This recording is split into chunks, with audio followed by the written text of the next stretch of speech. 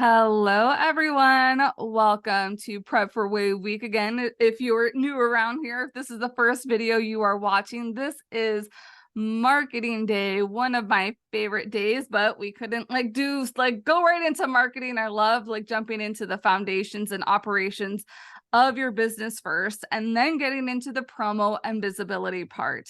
And so this was a very requested session. So I hope you enjoy this one about websites and landing pages.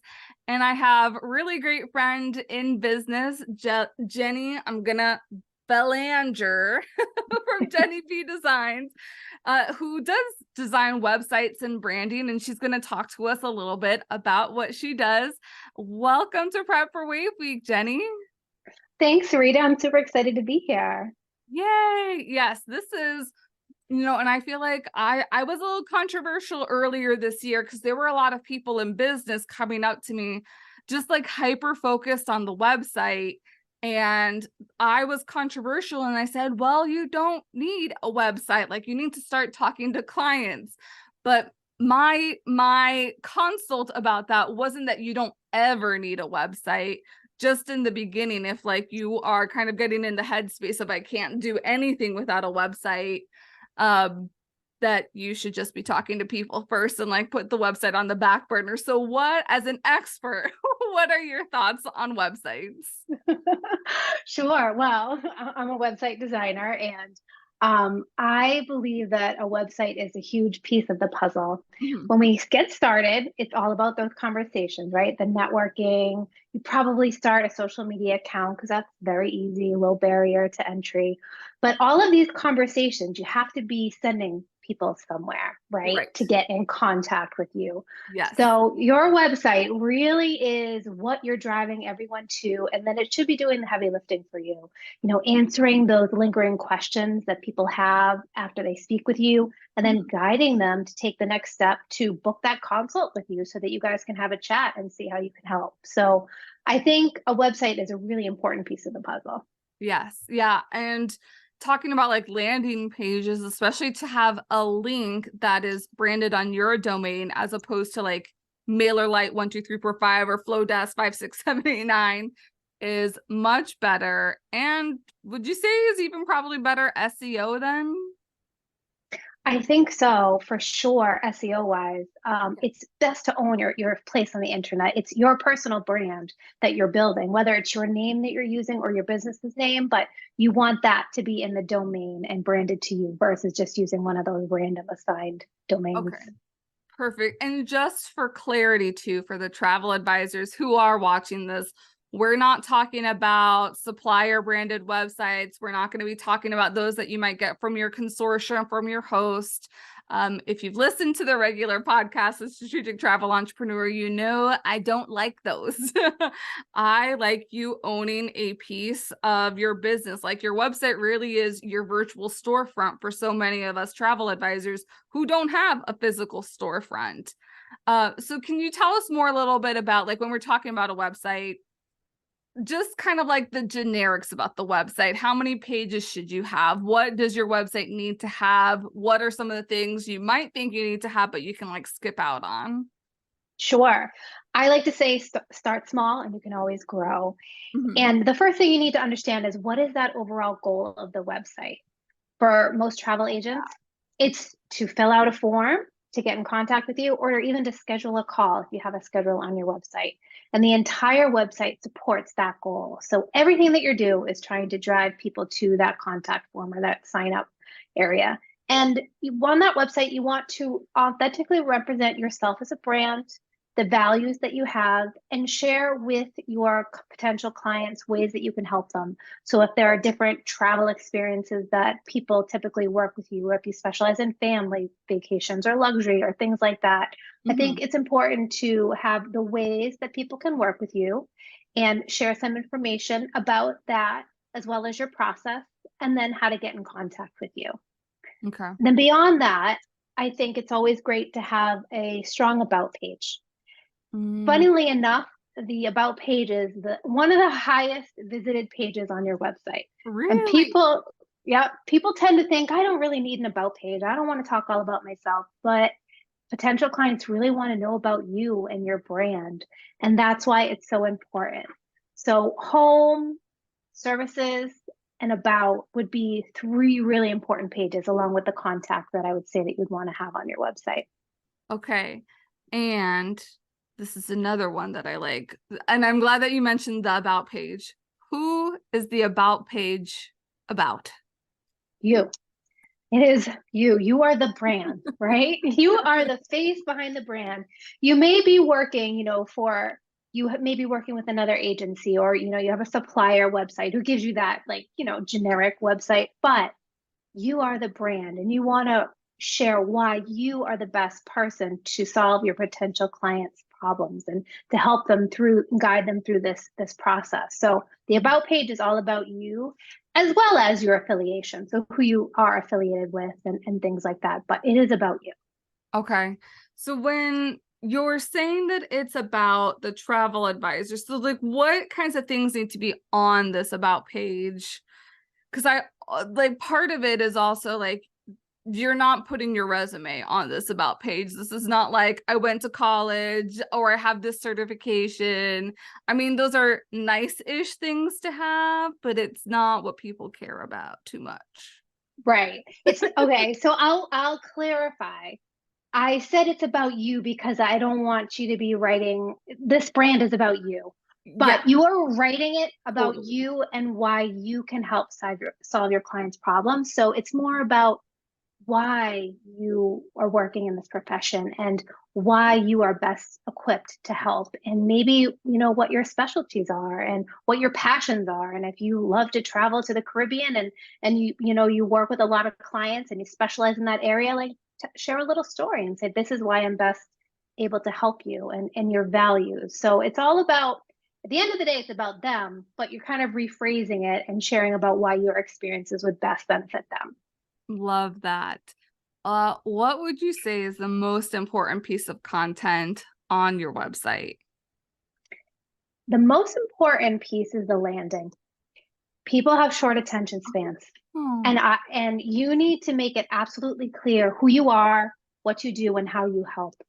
okay. So it's really important to get that into, I like to see two lines there, your tagline and then a subhead, and Okay. making it really clear you have a specialty.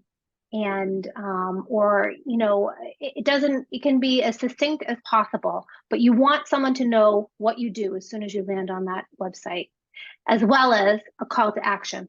So a book now button, or like let's chat, or a consult, Love that. being clear who you are, what you do, how you help, and a button right at the top of the website. That is the most important piece of your website.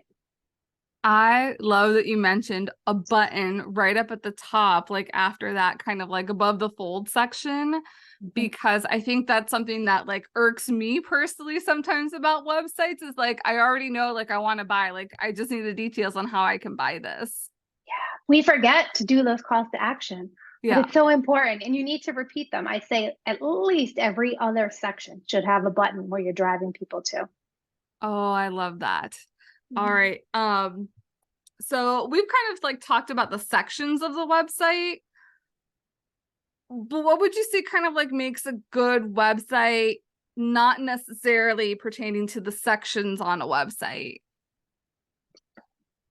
I think what makes a really good website is having a simple and clear structure and guiding the users through the experience. And what I mean by that is, for example, the navigation. You want your top navigation to be as few items as possible. Mm-hmm. So sometimes I see, in the travel industry, it can get a little bit messy up there. Oh, yes. And like people keep like adding services, or they want to share something, and it just keeps going and going and going. And so I like to see a really clean navigation bar about, sometimes it's process or how to work together, Mm-hmm.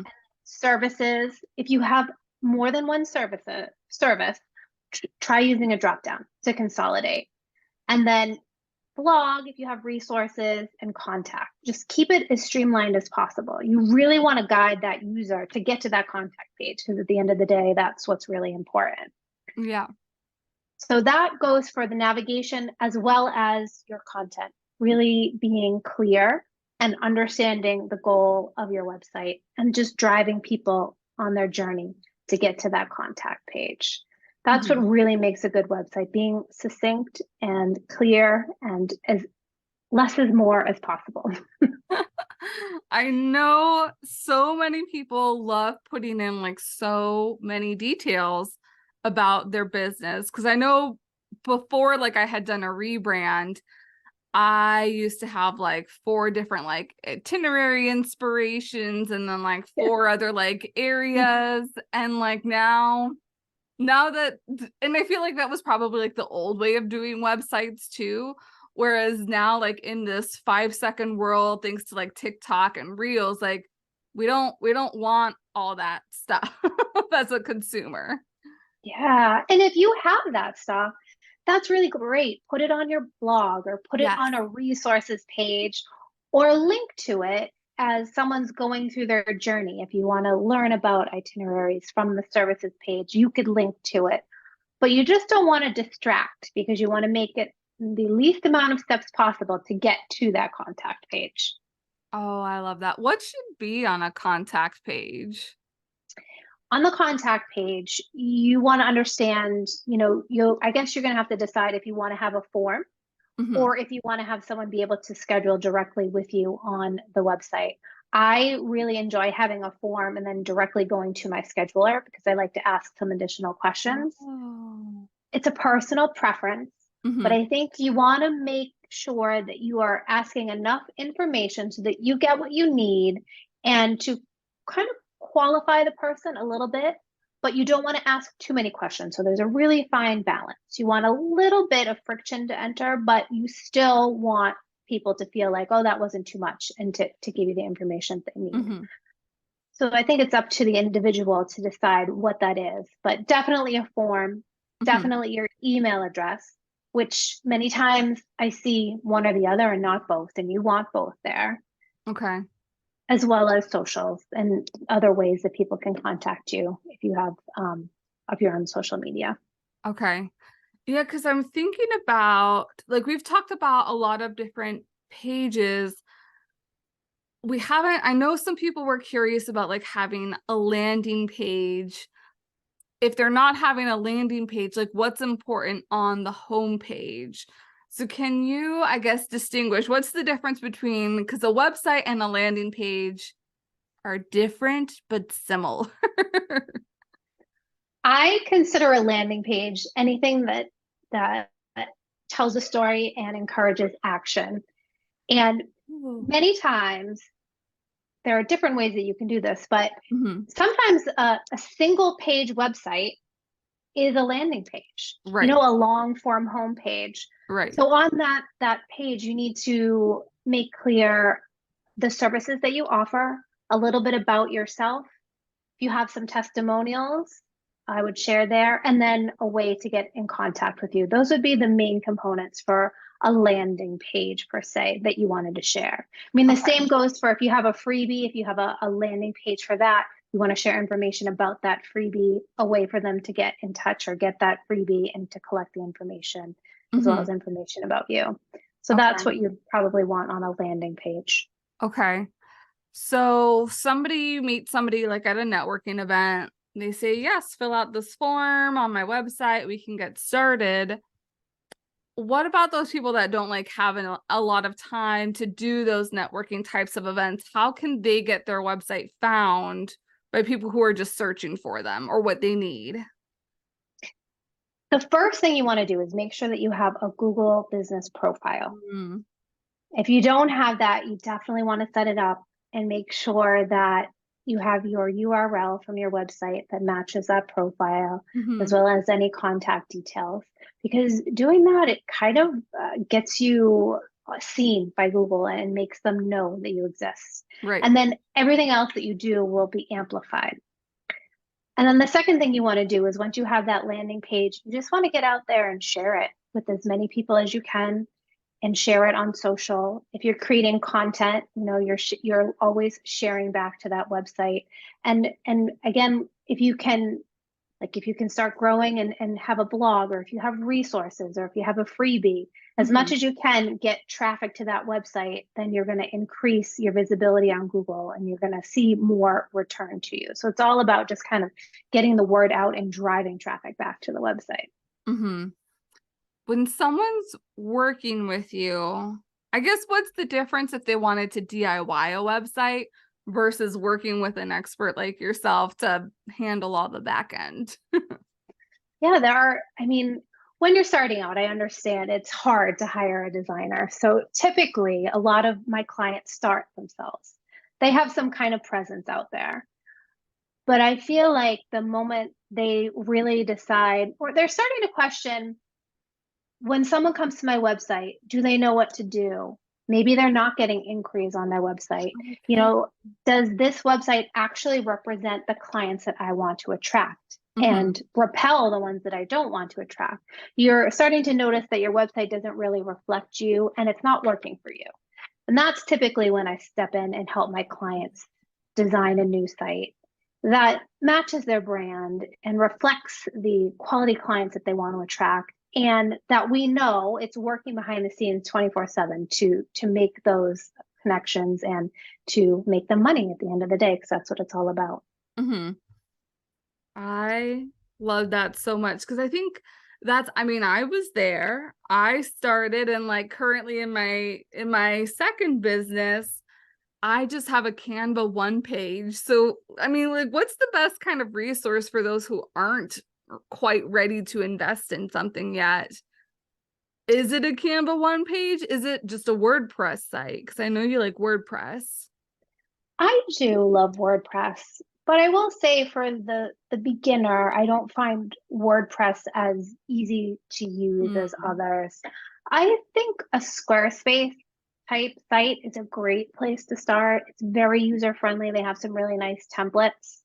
I also think Showit is a great option. Mm, A lot of people aren't as familiar with Showit, but that's a really beautiful, very nice aesthetic with beautiful templates. And in my opinion, I find Showit is, you gravitated toward Canva. I bet you would also gravitate towards Showit. I find a very similar kind of aesthetic look and feel there.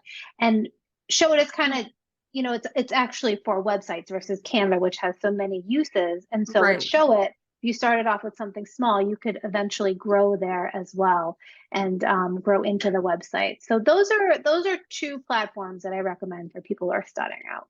Okay. And I'm like, oh, well, that's a quinky dink that we talked about platforms because I know platforms always get like some sort of like chatter started because of the whole SEO conversation too. So is this like a myth or is this true that some platforms do get better SEO, search engine optimization, than other platforms do? I think that's a loaded question. I am in, there are people out there that'll be like, you have to be on WordPress because that's the best for SEO. And like they make you Uh-huh. feel so bad for using any other platform. I think that search engine optimization is the long game, and you have to invest in a lot of resources to, start seeing results. And for a lot of us in our businesses, it's not just about the SEO, but it's about the messaging, right? It's about making that Mm, personal connection.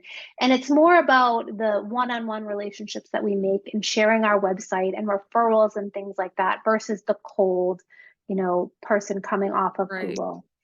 And in my opinion, I think that whatever platform you choose, you can optimize it to the best of your ability for search engine. You want to just use a platform that you're comfortable with. You're the one who's managing your website. If you're doing Mhm. it yourself, you need to be able to update it. That's more important than if you're on a platform that's better for search engines, but you don't know how to update it. Like I've had many clients in that position. So I think whatever you choose is best, and you'll make it work for you. They all have decent search engine Okay. optimization capabilities. Okay, so overall, there's no resounding like, do not do this. Like, this is a mistake. No, I think that if you can do anything to any platform, and you'll be okay for where you need to be. Oh, that's good to hear because I know a lot of people, like, they either second guess the platform they've gone on, or they just go like either with what they know or what they've heard, or if they've gotten a template, and then kind of like hearing in the back end. Because I have like just regurgitated what other web designers have said. So it's nice to hear like really it might not matter as much as we think it does. Yes, with the exception of Canva, actually, Canva is not actually a website building platform, Yeah. so there is no SEO benefits there. But Showit, Wix, Squarespace, WordPress, like all of those have capabilities to add some optimization in. Yeah, because Yeah. there's a tech in travel called Travify, and it's an itinerary builder, but they do have, I guess, like where you can make a landing page. I don't think it's like a multi-page web designer, but you could do like that one landing page, and I believe it is SEO indexable. Mhm. So I feel like that would even like be a good industry specific place to start, or even like a place for promoting group trips, because I know like that's a lot of what different travel advisors do is like maybe you have the homepage, and then you have like this homepage and maybe like a banner to promote a group trip, or on your Mhm. services page you also have, because I'm thinking like also when you had mentioned like to consolidate everything, that yes, you still need to be able to promote these types of trips that you're offering, and if you're able to get indexed through Google, even better. Mhm. But again, not to clutter up too much of what's already on your website and have it kind of like linked on a different page so that it's not front and center in your navigation menu. Yeah, absolutely. Yeah, that's a great idea. Okay. I'm trying to think what else what's kind of like been new and fresh. I know you were talking about like some enhancements tech wise. What should travel advisors know that they don't know right now about websites? What should they know? I can't say it enough. Really be clear and succinct in your copy Mhm. and have the buttons have calls to action, every other section. Just take a peek at your website and make sure that you are driving people to that contact form. A great 5-minute tip to help conversions is on your contact page, add a picture of yourself. So when someone's going to fill out the form, add a photo of yourself next to that form so they're going to see who they're going to be working with, and it just adds like another layer of personal connection there, and someone's like, oh yeah, there's Rita, I'd love to work with her, and they'll fill out the form and then get in contact with you. So that's like a cute little update that you can do that really does help with conversions. Okay, that I'm like, well, I'm glad I have that on my contact page. I didn't know Good. that. That's fun. Yeah, absolutely. It's all about building that personal connection. Sometimes we all hide behind our brands, but I want everyone to just, embrace that they are the brands and make sure that they have imagery that reflects them and their clients in action and really shows your personality online. Hmm. Are there any resources? Because I know in the industry there's a couple of copywriters, but I feel like that's kind of like what gets people in the way is like, of course, they can hire or try and figure out how to make a website. But I think where people get hung up on, and I think what the big area of improvement really is on that copywriting, because the copy serves a couple of different purposes in my eyes, and let me know like if you think different. But one, it's like keywords. Google's picking up the keywords from there to whenever clients are searching on the Google interface or whatever search engine. And then it also needs to make somebody feel something so that they do something. Mhm. Yeah, messaging, copywriting is such an important piece of the puzzle.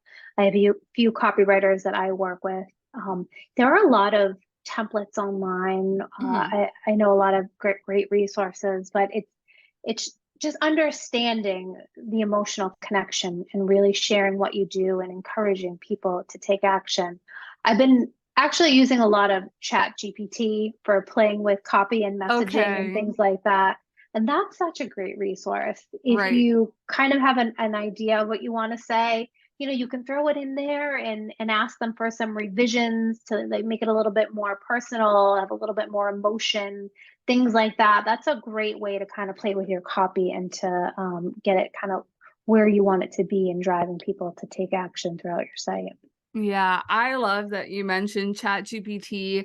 At the time of our recording this, I had seen Canva has, I think they're making a big announcement in a couple days, because I was writing some copy for a graphic that I was making for a client.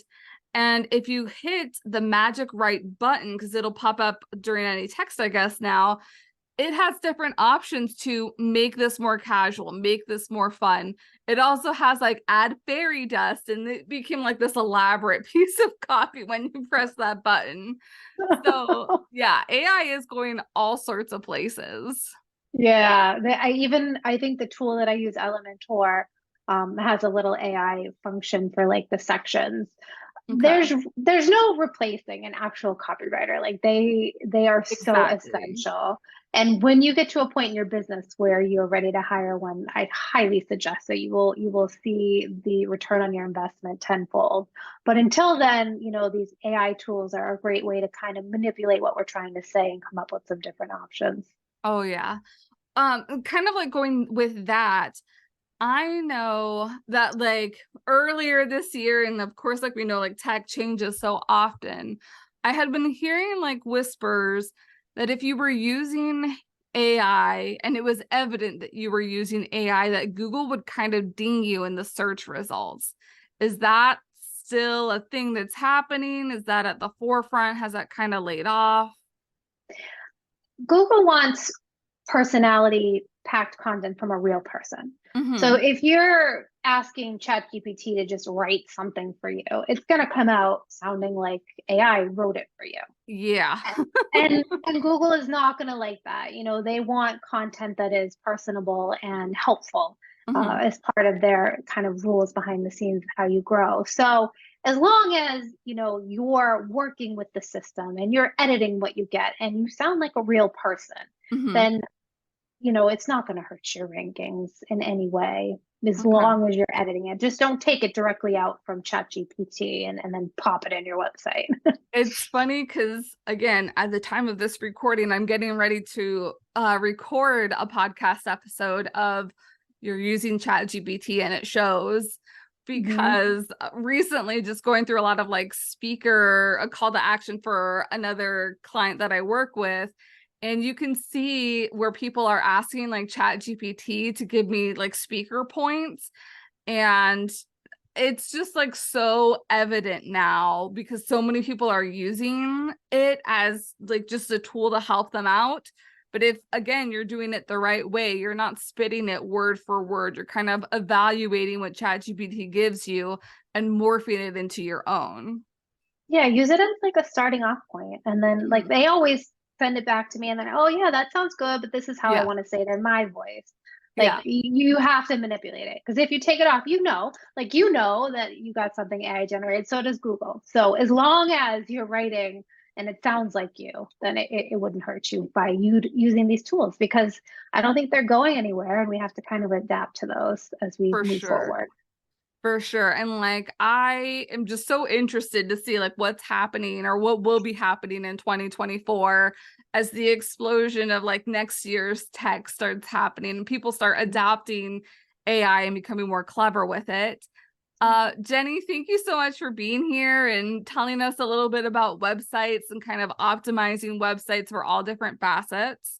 How can people get in touch with you? Oh, and I think you have a freebie, I think, too. I do. Okay, so thank you so much, Rita. It was super fun talking to you. People Yeah. can find me on the web at jennybdesigns.com or on Instagram at the Jenny B Designs. And I have a freebie. It's right on my homepage of my website, Secrets to a Money Making Homepage. It's a Ooh, short video, and I share, I think, 5 ways that you can kind of up level your homepage or your landing page if you have a single page website to make it a little bit more strategic so that you do book more clients and make more money. I love that. Yeah, because that's the point of having the website is to be able to get more clients and make more money. That's it. And we'll have all of your contact information and links below. So if you'd like to reach out to Jenny to do a consult or have her do your branding, website, or copywriting, please feel free to reach out to her. Thank you again, Jenny. This was a lot of fun, and I'm glad we were able to bounce on a lot of different things about the internet and websites. Yeah, me too. Awesome. Thanks so much, Rita. Awesome. If you were tuning in, there are still 2 more videos to watch. So if you haven't watched those, go ahead and tune into those, or we'll see you back here tomorrow on sales day. Alrighty, bye everyone.